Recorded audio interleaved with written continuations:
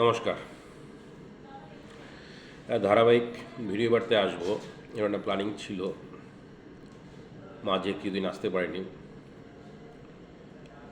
Shivam micro ফাইন্যান্সি training স্কুলের পক্ষ থেকে সুস্বাগতম। আজকের আলোচ্য বিষয় ব্যালেন্স শিট। ব্যালেন্স শিট খুব ইম্পর্টেন্ট সাবজেক্ট। এটা ম্যাক্সিমাম অফিসেই গোজামিল দিয়ে অফিস চালায় এবং সাধারণত সফটওয়্যার ব্যবহার করে অফিস চালায়। কিন্তু আগে সফটওয়্যার জন্ম না আগে ম্যানুয়ালের জন্ম, যদি এটা প্রশ্ন করা হয়। ম্যানুয়ালের আগে। ম্যানুয়ালের ওপরে ডিপেন্ড করে ব্যালেন্স শিটটা আগে শিখে নিতে হবে, তারপর আপনি সফটওয়্যার করুন, যা করুন সেটা পরের ব্যাপার। আপনার ব্যবসা আপনার আয়ত্তে রাখুন, আপনার ব্যবসা আপনার মুঠোর মধ্যে রাখুন, আপনার ব্যবসা আপনার দায়িত্বে রাখুন, আপনার ব্যবসা আপনার নলেজের মধ্যে রাখুন। ব্যালেন্স শিট কথার অর্থ যেটা, আপনি ফিল্ডে যা কাজ করেছেন, যে টাকা তুলেছেন কি লোন ছেড়েছেন, অর্থাৎ পাবলিক সেভিংস বা পাবলিক সিকিউরিটি বা লোন সিকিউরিটি, কত তুলেছেন কত দিয়েছেন, সেটা একটা ক্লায়েন্ট এগেনস্টে তার একটা সঠিক হিসাব থাকবে মান্থলি ক্লোজিংয়ে। ঠিক একই হবে লোনেরও ক্লোজিংয়ে একটা সঠিক হিসাব থাকবে। অর্থাৎ যাকে আপনি 10,000 টাকার লোন নিয়েছেন সাপ্তাহিক বেসিসে, তাহলে 4টে কিস্তি বা 5টা কিস্তি যদি তার মাইনাস হয়, তাহলে আউটস্ট্যান্ডিং কত থাকবে।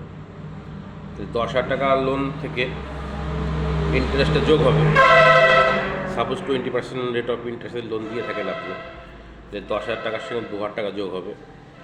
2,000 টাকা যোগ হলে যদি 5টা কিস্তি দেয়, তাহলে 12,500 টাকা, বা 4টে কিস্তি দিলে 1,000 টাকা মাইনাস। তাহলে 1,000 টাকা মাইনাস হলে তাহলে আপনার লোনের ব্যালেন্স থাকছে 11,000 টাকা। ঠিক একইভাবে তার সিকিউরিটি মানি, সাপোজ সে 15% সিকিউরিটি মানি জমা রেখে লোন নিয়েছে, তাহলে 1,500 টাকা যদি জমা থাকে লোন ডিসবার্সের সময়, 4টে মাসে 50 টাকা জমা দিলে 200 টাকা, তাহলে 1,700 টাকা সিকিউরিটি জমা থাকবে। অর্থাৎ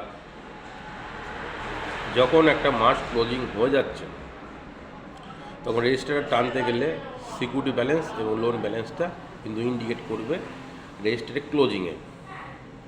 এবার রেজিস্টারের ডেওয়াইজ যে পোস্টিংটা, মানে এক একটা সাইডে এক একটা বারে কালেকশন থাকে। ঠিক মান্থ হলে মান্থ হলেও মাসে এক একটা যেতে এক একটা সাইড থাকে, পাড়া বা একটা এরিয়া। সেখানে রেজিস্টারের উপর ডিপেন্ড করে ডেওয়াইজ কিন্তু টপশিটে পোস্টিং হয়, ব্রাঞ্চ টপশিট। অর্থাৎ আপনি যখন রেজিস্টারের যোগফলটা সারছেন, রেজিস্টারের সিকিউরিটি ব্যালেন্স কত, লোন ব্যালেন্স কত, মেম্বার কত, বড়োয়ার কত, কারেন্ট লোন কত, এই যোগফলটা লাল কাল দিয়ে রেজিস্টারে টানা হবে monthly closing, end of the month. তখন ওটা রেজিস্টারে ক্লোজিং টানা হবে।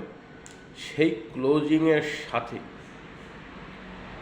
আপনি যে ডেওয়াইজ টপশিট মেনটেন্স করছেন, টপশিট মানে 5-7টা স্টাফ মিলে টপশিট ক্লোজিং। ঠিক একইভাবে 5-7টা ব্রাঞ্চ মিলে টপশিট ক্লোজিং। ঠিক একইভাবে 5-7টা ডিভিশন অফিস মিলে একটা টপশিট ক্লোজিং, যেটা সিএমডি ফলোপিং করে।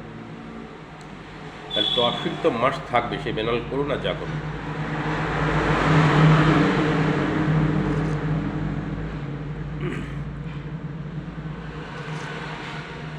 তাহলে রেজিস্টারের যোগফলের যে লাল কালিগুলো, যেটা আমরা জেনে নিলাম মান্থলি এন্ড অফ দ্য মাসে, সেই যোগফলের সঙ্গে টপশিটের মান্থলি যোগফলের ইকুয়াল টু মিল থাকতে হবে। অর্থাৎ টপশিটের যোগফলে সিকিউরিটি ব্যালেন্স দেখাচ্ছে 10,000 টাকা, রেজিস্টারের যোগফল 10 হতে হবে। টপশিটের লোন ব্যালেন্স দেখাচ্ছে আপনার 16,000 টাকা লোন ব্যালেন্স, ঠিক একইভাবে রেজিস্টারের লোন ব্যালেন্স 16 টাকা দেখবে। টপশিটে দেখাচ্ছে 1,000 মেম্বার, ঠিক রেজিস্টার বলতে রেজিস্টার সমন্বিত রেজিস্টার, যতগুলো অফিসের রেজিস্টার আছে তাতে সমন্বিত রেজিস্টার আকারে সেখানে 1,000 মেম্বার দেখাবে। আর 1,000 যদি থাকে 900 বড়োয়ার আর রেডি মেম্বারে নিয়ে পার্থক্য করেছে এর আগে। বড়োয়ার যদি থাকে 900, ঠিক রেজিস্টারে 900 ডিপার করবে। ঠিক একইভাবে কারেন্ট লোন, 10,000 টাকা লোন দিলে যেমন চলমান লোন ধরে 12,000 টাকা ইন্টারেস্ট টাকা নিয়ে যেটা হয় সেটাকে কারেন্ট লোন বলছে। তাই কারেন্ট লোনের উপরে বেস করে যে ফিগারটা দাঁড়ায় সেটা কারেন্ট লোন।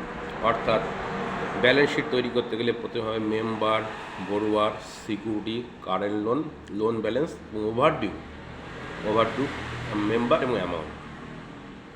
এইটা সমস্ত গ্রুপ ওয়াইজ করতে পারেন, রেস্ট ওয়াইজ করতে পারেন, করে তার যোগফলের সঙ্গে ইকুয়ালটা হতে হবে টপ শিটের যোগফল, তবে আপনার অফিসের ইন্টারনাল হিসাবটা সম্পূর্ণভাবে সুস্থ আছে।